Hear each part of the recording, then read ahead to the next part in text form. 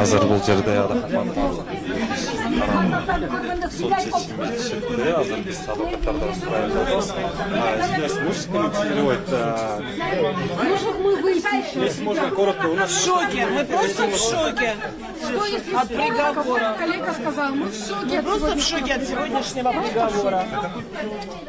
Признали виновным. От наказания освободили по срокам давности и оставили под стражей до вступления приговора в законность.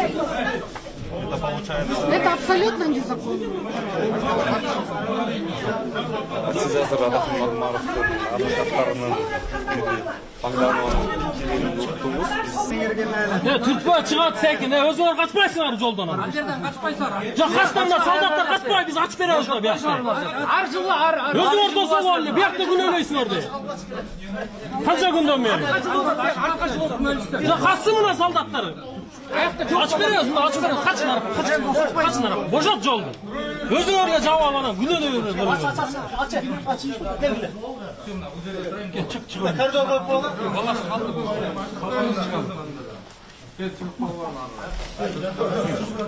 Özün oraya alsana. Bir cevap alasınlar da kanan kısım atması bir örnek.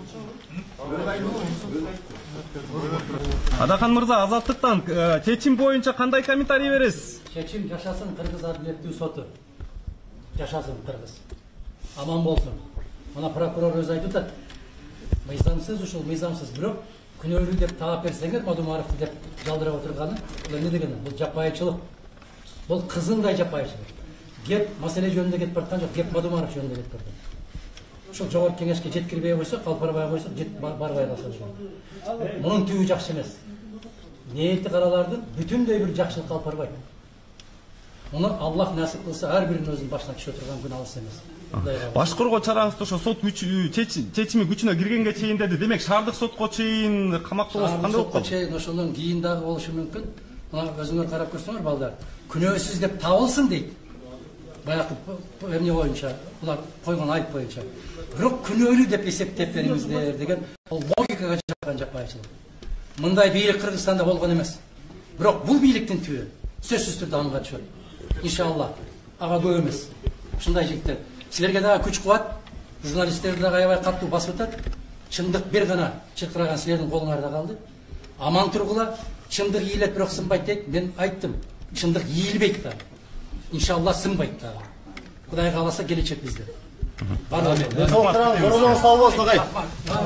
Азаттыктын угарман жана көрөрмандарым, сиз жаңы эле Adaхан Мадумаровдун пикирин уктуңуз. Биз ошол отурумга катышкан башка адвокаттардан дагы азыр пикир алганга аракет кылып көрөлү. Азыр биз Adaхан Мадумаровдун адвокаттарын дагы бири менен сүйлөшкөн атабыз. Саламатсызбы, сиз түз эфирдесиз. Бүгүнкү чечим боюнча азыр бул жерде турган көпчүлүккө түшүнүксүз болуп калды. Анан өкүм болсо ошону түшүндүрүп бересизби?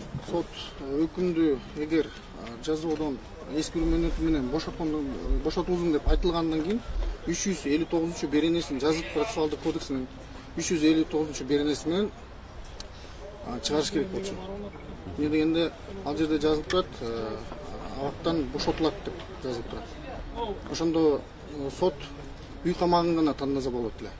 Азыркы учурда сот мыйзамга баш ийбей эле мыйзамдын талаптарын аткарган жок. Демек шаардык соттун чечими жана жогорку сотко чейин барганга чейин Adaхан Мадумаров абакта болушу мүмкүн. Өкүм ошондой окулду. Эми алардын ыраазычылыгына жок дегенде ушундай орозо күндөрү деле акыйкат менен мыйзамдын негизинде 359-беренесинин талаптарын аткарып туруп чыгарса болот эле да. Одоно бузуулар болуп атат бияктан. Иши шаардык сотто жана жогорку сотто качан каралышы мүмкүн? Эми өкүмгө тараптар 1 айдын ичинде даттанса болот. Сиздер даттансыздарбы? Даттанабыз. Эми биз балким бүгүн, то есть эртең даттана турган болсок, балким прокуратура өзүнүн сунушун 1 айдан кийин келтире, ошо менен 1 айдан камакта отурат. Андан кийин дагы шаардык сотунда каралып атканда процесс. Ошол учурда дагы эле камакта отурат. Өкүм болсо дагы бир суроо, жана алдамчылык беренеси боюнча ошол 50 000 доллар жөнүндө сөз болду эле, ошону кайра калыбына келтирүүгө милдеттендирилди же ал боюнча сөз болгон жокпу? Ал боюнча 2 эпизод менен күнөөлүү деп таап атпайбы приговор менен, өкүм менен. Демек 50 000 долларды кайтарып бериш керек болобу же кандай эмес? Жок, азыркы учурда ооба, эгер эскертүү мөөнөтү өткөн болсо деле кайтара турган болот. Талаптар ошондой, мыйзамдын талаптары, бирок Эми бул жерде эч кандай далилдер чыккан эмес, табылган эмес, бирок кандай өкүм чыгарылган биз өзүбүз таң калыштабыз. Рахмат.